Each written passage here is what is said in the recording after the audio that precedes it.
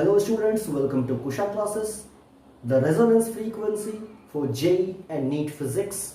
Let's make the turbulent flow of physics perfectly streamlined and start the video. And the question that I have selected for today's video is based on dimensional analysis, the very first chapter for class 11-12 physics. और ये जो question है that has been taken from IIT JEE Advanced Paper 2019 और ये paper 1 का question था और dimensional analysis के ऊपर ये एक बहुत ही इम्पॉर्टेंट क्वेश्चन आप कह सकते हैं, बहुत ही ट्रिकी क्वेश्चन आप कह सकते हैं। ऐसा कोई क्वेश्चन आपको रेयरली ही देखने को मिलेगा डायमेंशनल एनालिसिस के ऊपर में। अच्छा, क्वेश्चन आपके स्क्रीन के ऊपर में है, आप क्वेश्चन को पढ़ सकते हैं एंड आई विल रिक्वेस्ट कि आप क्वेश्चन को बहुत ही ध्यान से पढ़ें। If you will read the question carefully, आपको क्वेश्चन में बताया गया है कि किसी एक सिस्टम के हिसाब से जो आपका मास है वो डायमेंशनलेस है और एंगुलर मोमेंटम जो है वो भी डायमेंशनलेस है और लेंथ का डायमेंशन L है। In that system they are asking what will be the dimension of force, what will be the dimension of power, energy and linear momentum। तो ये जो क्वेश्चन है वो एक मल्टीपल करेक्ट क्वेश्चन है। In fact आपको 4 option दिए हैं, चारों में फोर्स का एक अपना डायमेंशन दिया है, पावर का अपना एक डायमेंशन दिया है, एनर्जी का अपना एक डायमेंशन दिया है और लीनियर मोमेंटम का भी अपना एक डायमेंशन दिया हुआ है और आपको करेक्ट डायमेंशन को चूज करने के लिए बताया गया है। तो लेट्स स्टार्ट द क्वेश्चन। और हम लोग यहाँ पे बता सकते हैं कि इन कन्वेंशनल सिस्टम जो हमारा मास होता है उसका डायमेंशन हम लोग m कहते हैं और उसका डायमेंशन लेस है, यानी कि m0 l0 t0। और लेट्स स्टार्ट एंगुलर मोमेंटम। हम लोग जानते हैं कि एंगुलर मोमेंटम अपना जो l होता है it is given by mass times velocity times distance mvr। तो अगर आप डायमेंशनली इसको चेक करना चाहते हैं तो L का अपना जो डायमेंशन है वो हो जाएगा मास के लिए m, वेलोसिटी के लिए length time inverse and radius again L। So you can call it m L raise to the power 2 and t raise to the power -1। ये आपके एंगुलर मोमेंटम का डायमेंशन हो गया। अच्छा, एंगुलर मोमेंटम को भी इस सिस्टम में डायमेंशन लेस बताया गया है। एंगुलर मोमेंटम चूंकि डायमेंशन लेस है, then this quantity is equal to m0 l0 t0। So let's equate them और हम लोग यहां से बता सकते हैं कि m l2 t inverse is equal to m raise to the power 0 L raise to the power 0 T raise to the power 0। अभी अगर इसको हम लोग थोड़ा सा केयरफुली चेक करें तो हम लोग पहले ही बता सकते हैं कि इस सिस्टम में जो अपना m है वो डायमेंशन लेस है, तो m को आप ऐसे ही भूल जाएं, m is already 0। So I can say it is L raise to the power 2 T raise to the power -1 is equal to L raise to the power 0 T raise to the power 0।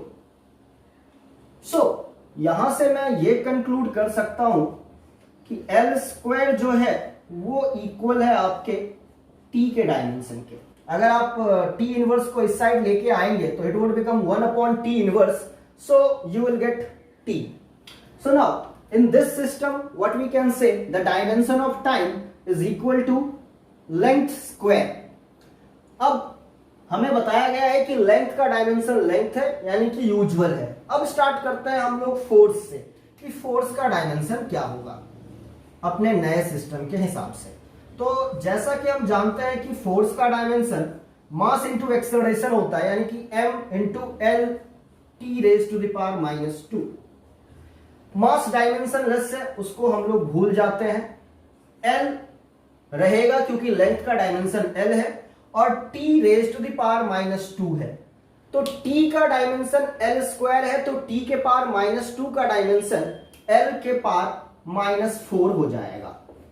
l square raised to the power minus 2, so it would become L raised to the power minus 4, and it is equal to L raised to the power minus 3. So this would be the dimension of force. तो इस system में अपने force का dimension L के power minus 3 हो गया. अब आते हैं पावर के ऊपर. तो पावर फोर्स इंटू वेलोसिटी को कहते हैं. तो डायमेंशन के हिसाब से ये हो जाएगा फोर्स का डायमेंशन यानी कि mlt माइनस 2 और velocity length per unit time. So overall इसका जो डायमेंशन आप देख सकते हैं वो हो जाएगा m l raise to the power 2 and t raise to the power minus 3. Again हम लोग यहां से बता सकते हैं कि मास डायमेंशन लेस है, उसको आप एलिमिनेट कीजिए. लेंथ का डायमेंशन L ही है तो L स्क्वायर को हम लोग रहने देंगे और T का डायमेंशन माइनस 3 है. T is equal to L square. T is equal to L square. तो L square raise to the power minus 3, so it is L raise to the power minus 6 and therefore अपना जो power है उसका dimension L के power minus 4 आ गया. तो हमने फोर्स के डायमेंशन के बारे में पता किया, पावर के डायमेंशन के बारे में पता किया. अब चलिए एनर्जी के डायमेंशन के बारे में पता करते हैं. तो एनर्जी का डायमेंशन वही होता है जो कि वर्क डन का डायमेंशन होता है. एनर्जी का डायमेंशन और वर्क डन का डायमेंशन सेम होता है और वर्क डन चूंकि फोर्स इनटू डिस्प्लेसमेंट है, so we will say force का dimension mlt minus 2 into displacement L, so it is m l square t minus 2. m को हम लोग फिर से एलिमिनेट कर देंगे क्योंकि मेरा मास डायमेंशन लेस है. l स्क्वायर का डायमेंशन l स्क्वायर लिखेंगे और t के पावर माइनस 2. तो t का डायमेंशन l स्क्वायर के बराबर है और उसके ऊपर minus 2, so it would become l raise to the power minus 4. So finally it will become l raise to the power minus 2. ये डायमेंशन आपके एनर्जी का डायमेंशन हो गया. And finally we have to know the dimension of linear momentum. So let's calculate that. So finally जो dimension हमें पता करना है इस नए सिस्टम में वो है लीनियर मोमेंटम का dimension. So I will use the usual symbol for linear momentum that is p. और linear momentum is mass times velocity. Linear momentum is mass times velocity. So I'll say it is having the dimension of mass and for velocity it is L t raised to the power minus 1. So mass आपका dimension less है, इसको आप ऐसे ही eliminate कर सकते हैं. Length का dimension L ही है और t का डायमेंशन L स्क्वायर है और t के पावर माइनस 1 यहाँ पे आपको दिख रहा है. So it will become L raised to the power minus 2. And finally you will get the dimension of linear momentum which is L raised to the power minus 1. तो अब finally हमारे पास हर quantity जो कि क्वेश्चन में mentioned है उनका dimension यहाँ पे है. तो अगर आप ऑप्शंस को चेक करें तो फोर्स का यही डायमेंशन आपको ऑप्शन में मिलेगा, एनर्जी का यही डायमेंशन आपको ऑप्शन में मिलेगा और लीनियर मोमेंटम का यही डायमेंशन ऑप्शन में मिलेगा.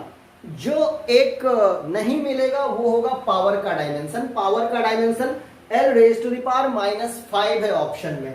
इसका मतलब ये ऑप्शन सही है, ये ऑप्शन सही है और ये भी सही है, बस ये वाला ऑप्शन गलत है. कहने का मतलब आपका करेक्ट ऑप्शंस हो जाएगा A, C and D. So that was a very tricky question. Generally हम लोगों को क्वेश्चंस में ऐसा दिया जाता है कि बेस यूनिट्स या फिर बेस क्वांटिटीज को चेंज कर दिया जाता है और उसके बेसिस पे हमें डायमेंशनल एनालिसिस करने के लिए बोला जाता है. लेकिन इस क्वेश्चन में जो क्वांटिटीज हैं जैसे लेंथ है, एंगुलर मोमेंटम है, हमें पता है कि उनका डायमेंशन होता है मगर उनको यहाँ पे डायमेंशन लेस बताया गया है और उसके बाद आपको डायमेंशनल एनालिसिस करने के लिए बताया गया है. सो it is a very unique question and that is why मैंने इस क्वेश्चन को इस वीडियो में एक्सप्लेन किया है. सो होपफुली जो नयापन है इस क्वेश्चन का वो आप लोगों ने फील किया होगा और काफी कुछ सीखने को मिला होगा कंसेप्चुअली भी. तो इस क्वेश्चन में आपने क्या क्या सीखा? सबसे पहले तो डायमेंशनल एनालिसिस कैसे करते हैं, उसके बाद आपने ये सीखा कि अगर आपके पास जो सिचुएशंस हैं वो इस तरीके से चेंज हो जाए कि डायमेंशनल क्वांटिटीज को डायमेंशन लेस बता दिया जाए, तो आप उसको कैसे टैकल करेंगे। तो अगर आप चाहते हैं कि ऐसे ही कंसेप्चुअल क्वेश्चंस आपके साथ में डिस्कस करता रहूं, तो please do subscribe this channel, like the video, share it, and if you have any doubts, please ask me in the comment section. And thank you for watching this video. See you again.